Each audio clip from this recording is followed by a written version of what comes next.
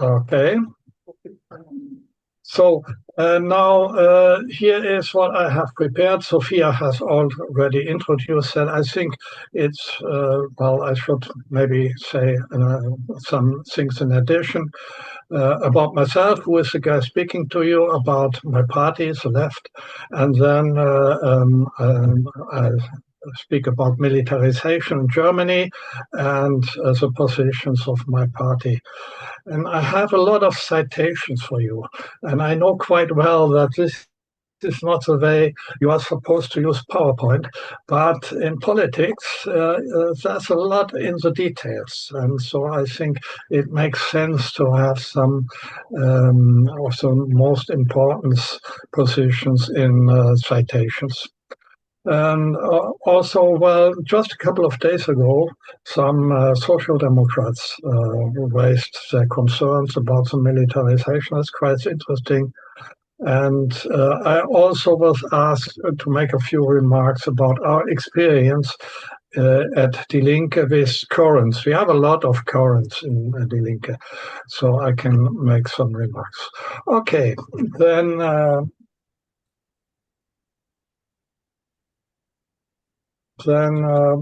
regarding myself, I was born in 1955. I'm a retired software engineer, and I was more than 30 years on the left edge of the Social Democrats until I discovered they had abandoned the causes for which I had joined them in the first place. And in 2005, I joined the people who founded Die Linke. And today I'm vice chair of the Köln chapter. My party, Die Linke, was founded in 2007 through a merger of the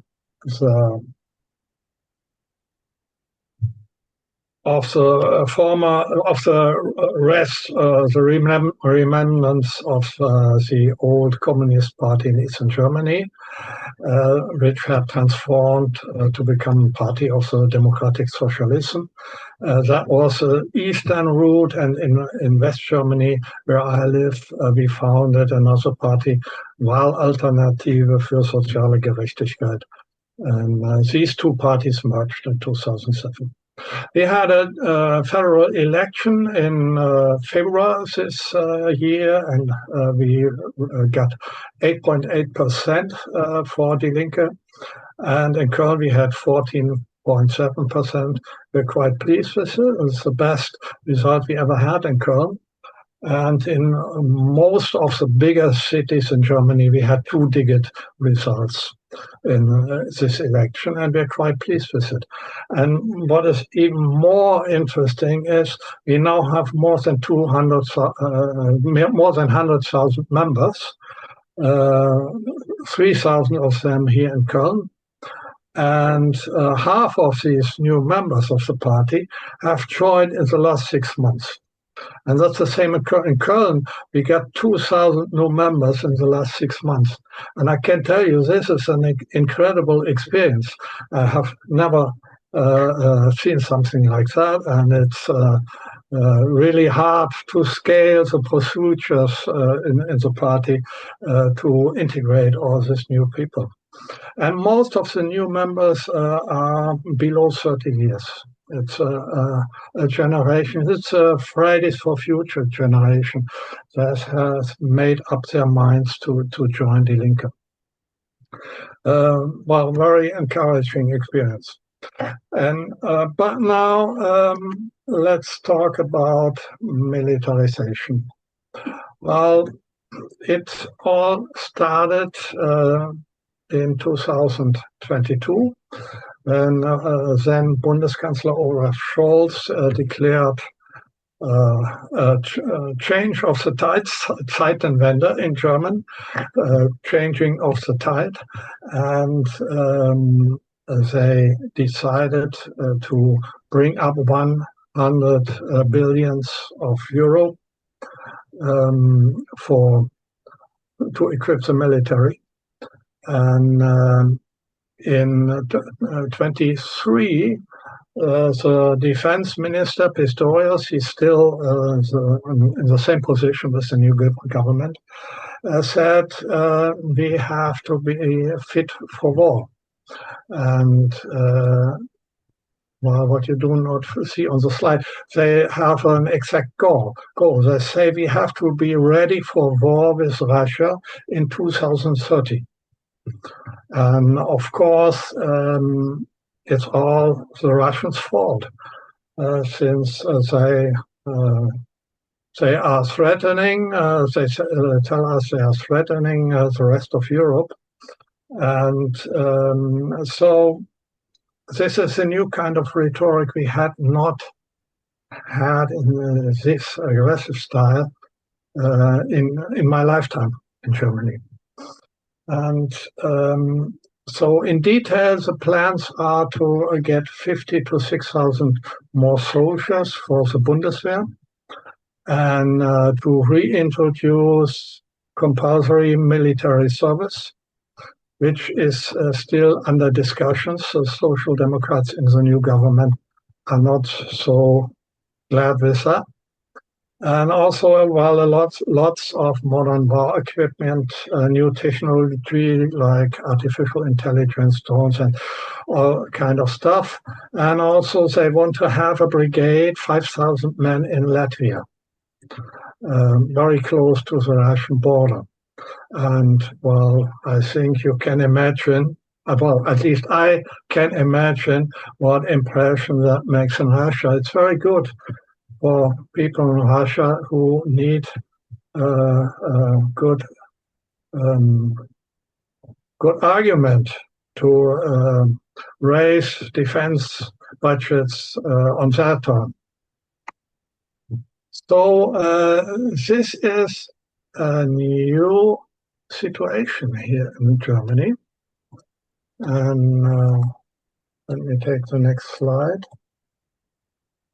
And then when the new government started, in his first public statement to Parliament, the new Bundeskanzler Friedrich Merz said the Bundeswehr shall become the strongest conventional army in Europe. Well, that's well, at least for me, that's a shocking thing. We have been at that point two times in the last century, and we all know how it worked out. And it's also a new situation regarding NATO. I have put here on the slide an old citation from 1949 that said the then Secretary General of NATO, he was said to say NATO's goal would be to keep the Americans in, the Russians out, and the Germans on the ground. And for decades, well, I think it would have been unimaginable that NATO allies would agree to Germany becoming the strongest conventional army in Europe. That's a completely new situation, and I'm not sure what that means for NATO. But I'm very suspicious, since German militarization has done so much harm to the whole of Europe, and I know quite well also to Norway. And so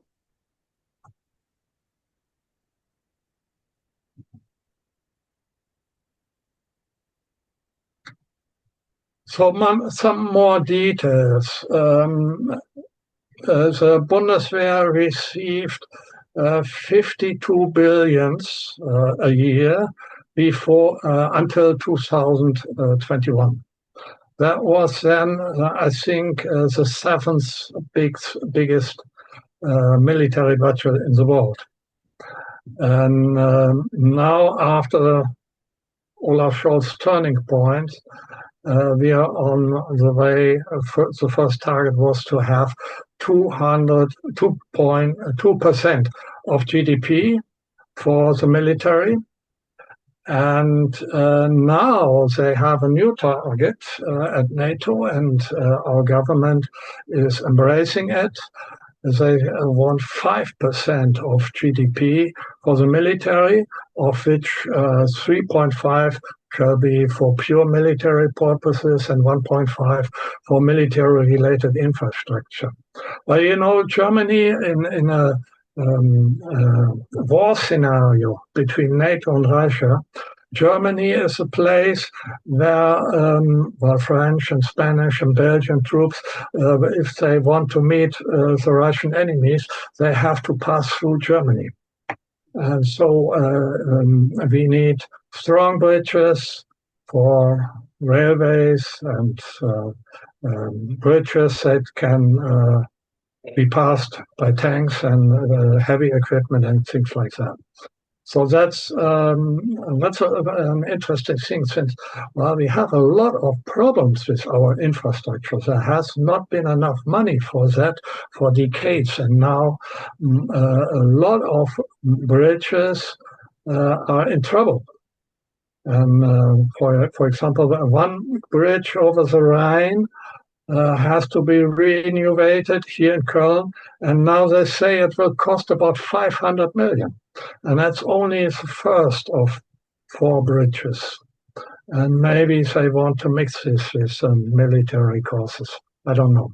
But it's quite interesting that the idea is to finance this through federal debt, which is quite unusual, since in Germany we have a very kind of religious convincement of neoliberal origin, that debt is a very bad thing, and but the military is even more important than these religious convictions.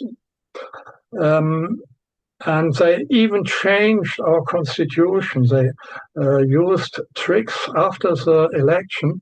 The old parliament came together one more time to change the constitution, since after the elections they don't have the majority anymore to change the constitution without talking either to Die Linke or to the right extremists at AfD.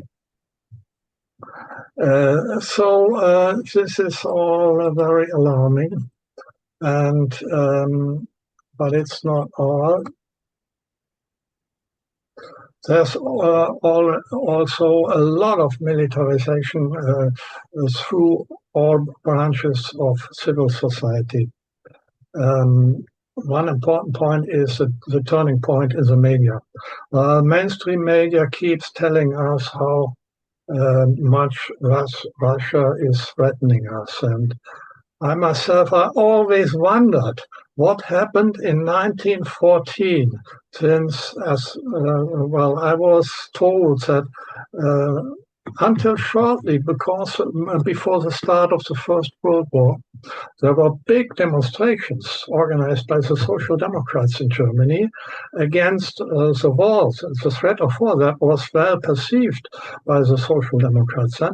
But then when the war started, it was all forgotten instantly, and all but a small minority followed the call of war. And I never understood that, but in the last few years, I have seen this change in mainstream media that has completely changed the direction. And it's, getting fit for war includes what they call psychological warfare. That's in a military sense, part of each and every war. You have to tell people your framing of the conflict, and they just started with that, and they're doing it all the time. And they're very aggressive against anybody who does not agree with their story. And also the defense industry is growing fast in Germany. There's one major company called Rheinmetall. They're headquartered in Düsseldorf, and they're building tanks and a lot of stuff. Their share price used to be at 45 euro. Now it's not far from 2,000 euro.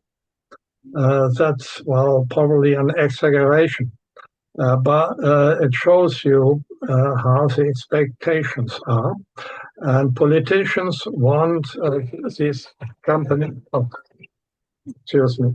The politicians want the defense industry, well, they call it defense industry, to grow fast, to, as I say, that's one thing, to get fit for war. Also, they want to strengthen the recruitment in schools. That's a thing we have always criticized.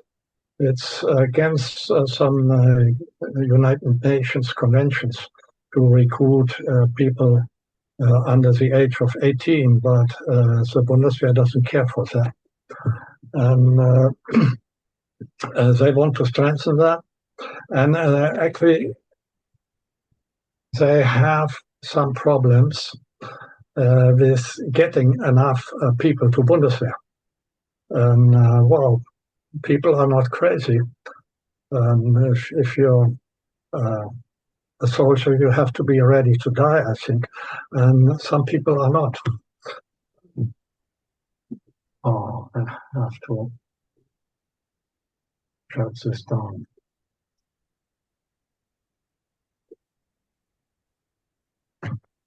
So, excuse me. And then also, well, we have at most universities, they have made decisions to restrict their research to civil purposes. No military research at this university. And that, well, I think that's quite a good thing. But these decisions are now, the bigger parties and the government, they want to change this. And also the media is aggressively about it. And I have not mentioned the health service. And well, we had a lot of trouble, for example, here in Cologne, with financing the municipal hospitals.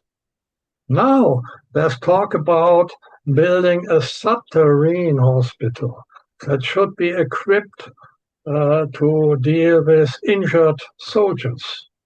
And also the normal hospitals, well, they shall prepare to serve injured soldiers. Well, that's a really crazy thing. And so these are only a few examples what it means to get ready for war. And they tell us that they want to get ready for war to avoid war. But well, what I think is, if they want to get ready for war, to have a major war with Russia, then they would have to proceed just in the way they're doing right now. And I think there's no reason to give too much trust in these people's words. Once the capabilities are there to fight a war, then it will become an option, probably. But Germany is a densely populated country. And well, between Köln and Dortmund, that's about 70 kilometers. And another 70 kilometers to the north. And in that area, you have about 50 million people living. Well, Germany has about the size of Norway, but we have here more than 80 million people. And you can't fight a war in Germany without killing really many people. And I think it is incredible to think about this. And the government has an obligation to look for other ways to resolve conflict with Russia about Ukraine and what else ever the conflict may be. So that's some things about. Let me see. This is. Oh yeah, there's one point left I have to tell you. No.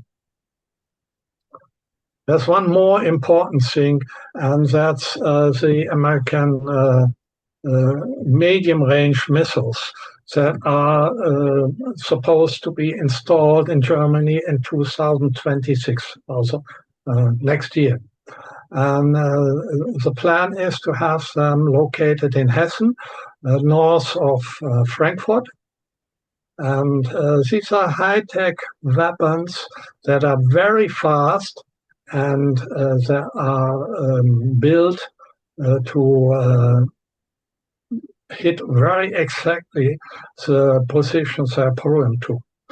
So these are, and they have several thousand kilometers. They can reach the Moscow area and they can hit a lot of strategic targets, including political and military headquarters in Moscow. So here we are we are seeing the logic of the military changing.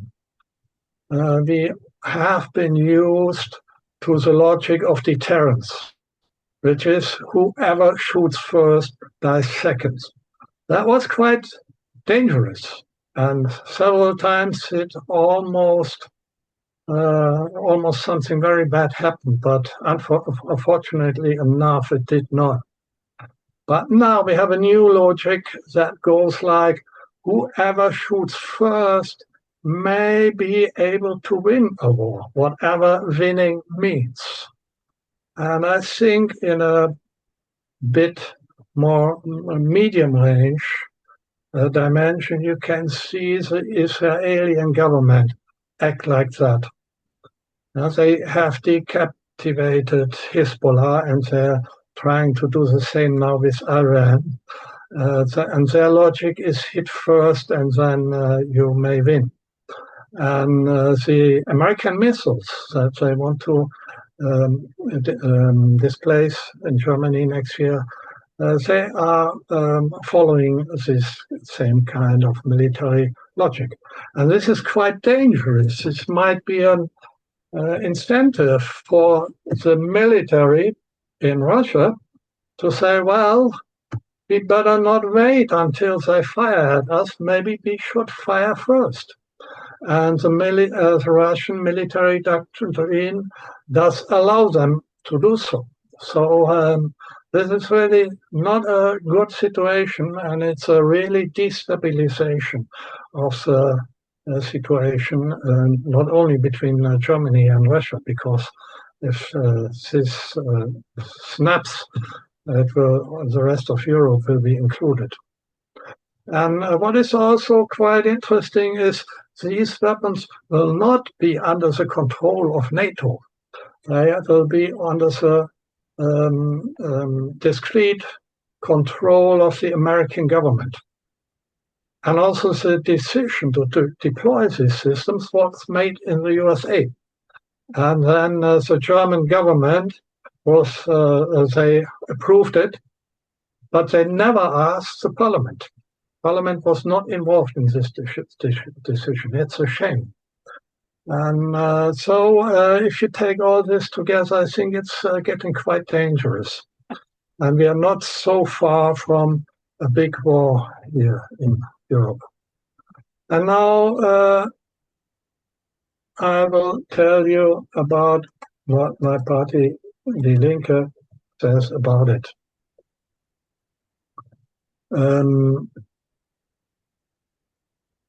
Now I have here some citations for you, and I think it doesn't make sense me trying to read this in book mode. You can do that yourself, and I give you just 2 minutes or so.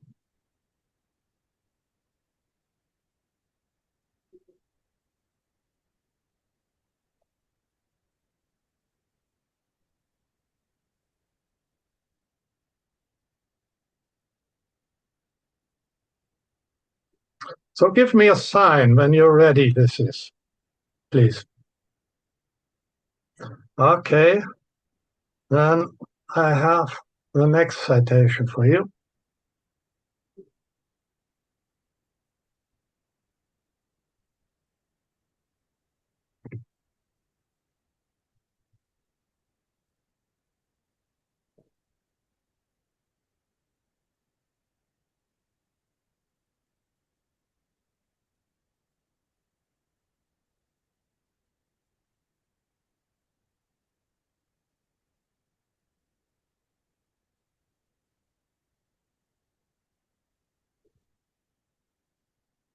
So this is, well, I suppose you agree, this is the very central positioning.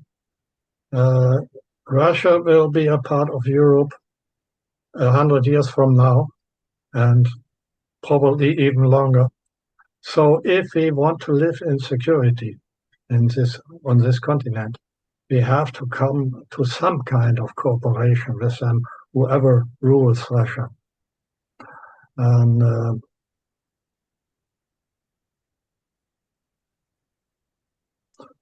so I think I go forward to I have one more citation for you. Now this is regarding the war in Ukraine.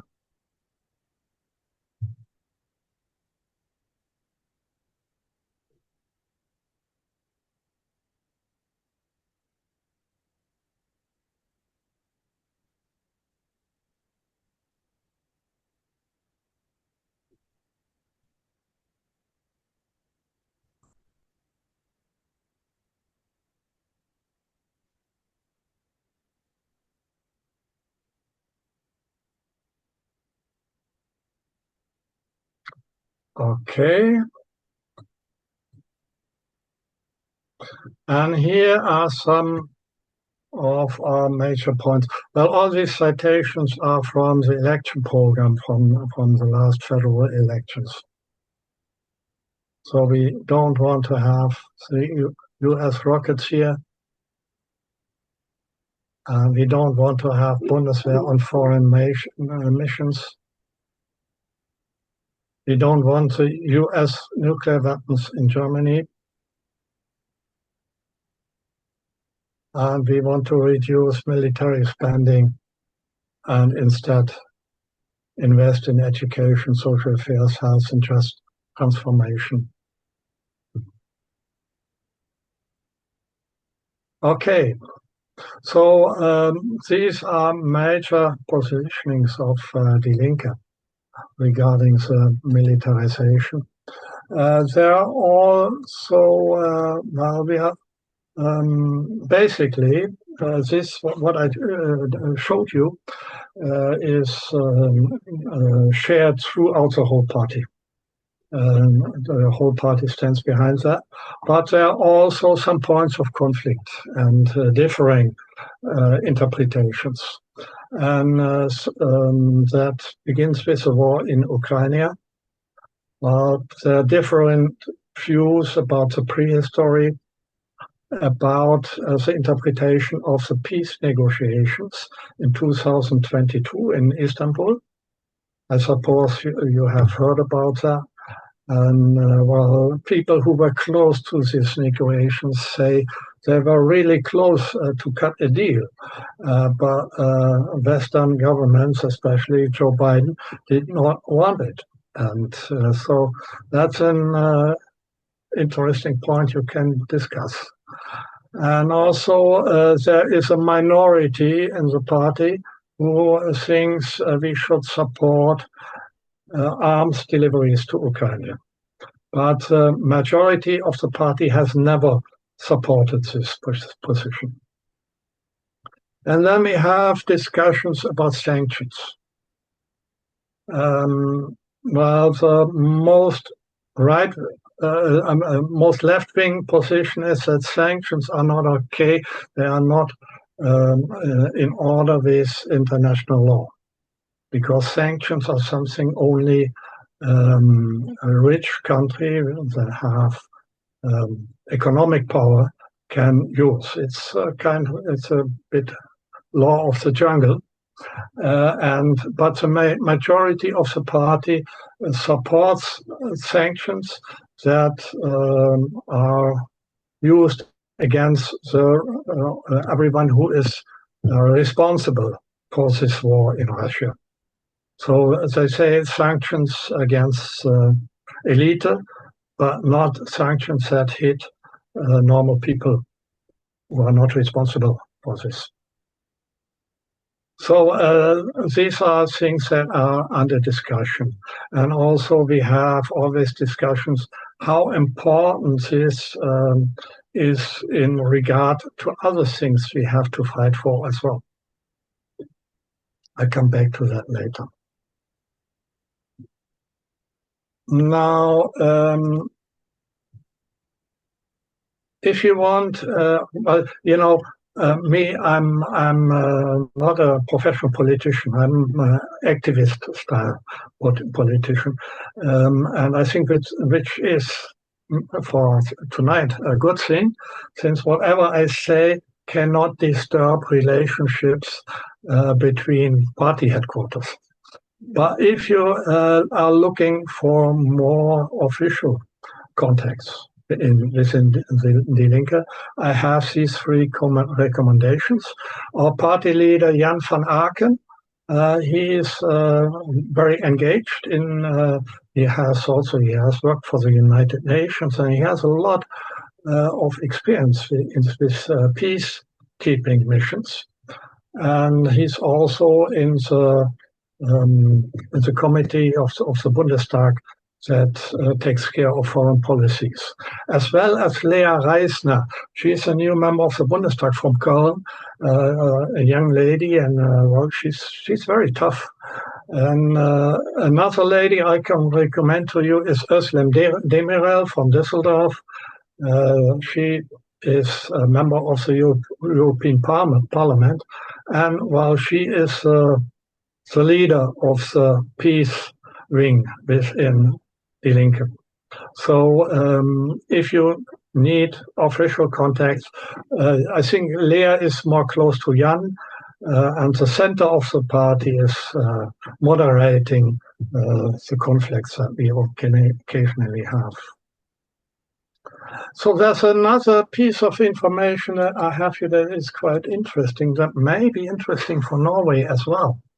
That just a couple of days ago, about 100 social democrats, and well, actually, many of them from Köln, and have published what they call a manifesto and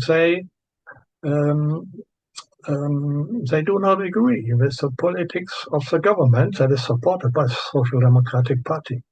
And I have a citation for you here that sounds very much like positions from Die Linke, but it's a bit more, well, they say they want a stronger military, but also they expect the government to become more active in diplomatic channels to make sure that we not end up in a war with Russia.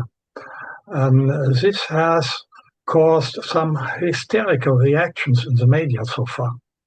And what makes this manifest relevant is, for example, that the former leader of the SPD faction in the Bundestag, Rolf Mützenich here from Köln, is one of the persons who signed this manifest. Well, he was very influential until shortly. And so this is quite interesting. And I'm not sure what that tells you for Norway, but maybe in your Social Democratic parties there you can find people who think like that, who can remember the 70s when Willy Brandt and your, what was the name, Gro Harlem Brundtland, had a very close cooperation, and they took care of well, keeping peace and not too much military. Okay, that's the Social Democrats. Now a short look on the peace movement. We have an established peace movement in Germany, well, for decades. Like Boris sisters, Christian pacifist, Die Linke, of course, Social Democrats. And now a lot of young people are very engaged for Gaza and the Palestinians, of course. Well, I think that's something that I could say more to that, but I will not. I have to look at the time. And so if you sum this up, there is no strategy that is written down somewhere, but the actual strategy that we are following is that the party is spearhead, if you want so, in the parliament of the anti-militaristic movement, and also we are ready to cooperate with people in other parties who get close to our cause, and also we support a broad movement, peace movement here in Germany. I have included some web addresses for you if you want to have a closer look. Now, finally, I was asked to say something about currents. Well, factions now are called currents at Die Linke. They have been very important. That it comes from the history of the party. Party was made of people coming from quite distant strands, from old communist parties, from Trotskyist groups, from Social Democrats like me, from unions. And so we had a lot of currents until about 2022, and now they are not so important. They are still there, but they're not so important anymore. The party is more aligned, and the leadership has a strong support in the whole party. But we have something, a very informal peace current that runs counter to old current lines or faction lines. There are people that come from different currents and people that come from no currents. And what is their goal? We want the party to position itself clearly anti-militarist. And we want a strong alliance with the peace movement, and we want anti-militarist actions at all levels. And so I have included now one thing here. You don't have to read all this now, but it's maybe it is an interesting detail for you. Currents in the German party Die Linke are part of the constitution of the party. So everybody has a right to align with any other member of the party in any way. And but if you want to be recognized as this is Germany, it's there are some bureaucratic rules how to build an official current, and it's all written in the constitution. So the currents are part of our constitution. We have been used to that right from the start. And maybe it is interesting to some of you, and you may have a look, but I will not go into detail with this here.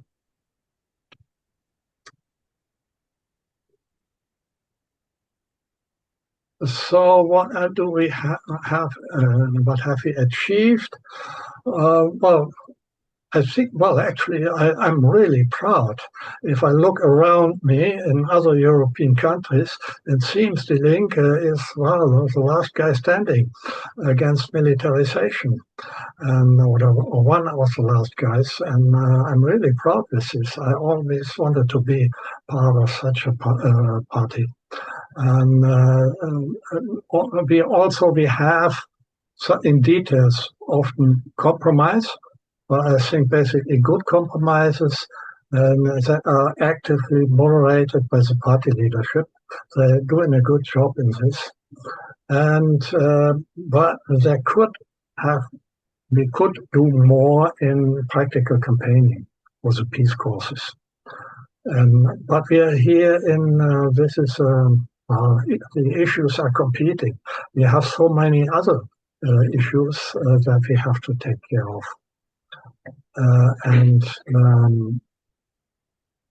Well, our young socialists, they follow the Austrian path. They think it's all about housing. And other parts of the party think it's all about social questions and nothing else. But the majority of the party follows the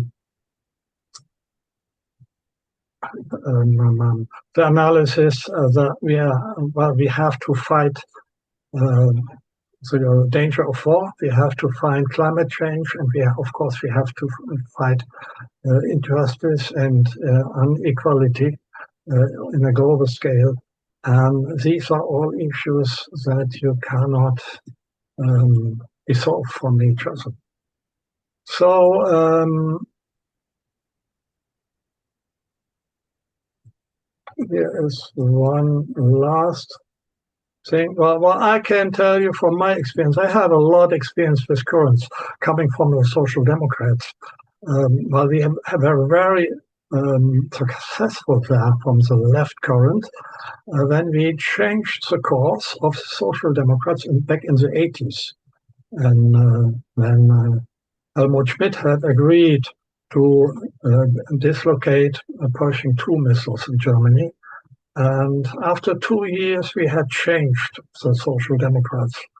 And I joined the party convention, and I stood 10 meters off Helmut Schmidt, and I watched his face when this decision was made. And at that time, I learned that, well, you have to fight for your party. There is no such thing like a left party that is not challenged on its path.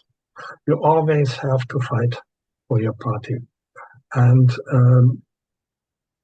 that's first and foremost a fight about convictions. And so you need to stimulate debate, controversial actions and things like that. And and also actions have to go hand in hand with civil society. And so we are working closely with the peace movement here, since they have a much broader range of convictions they can include than the party alone has. And also, currents is also a thing about power. Since once you have one majorities in the party, you have to use them. Right people at the right place, and you have to take care of it. So that's the current business, as I got to know it in two parties so far.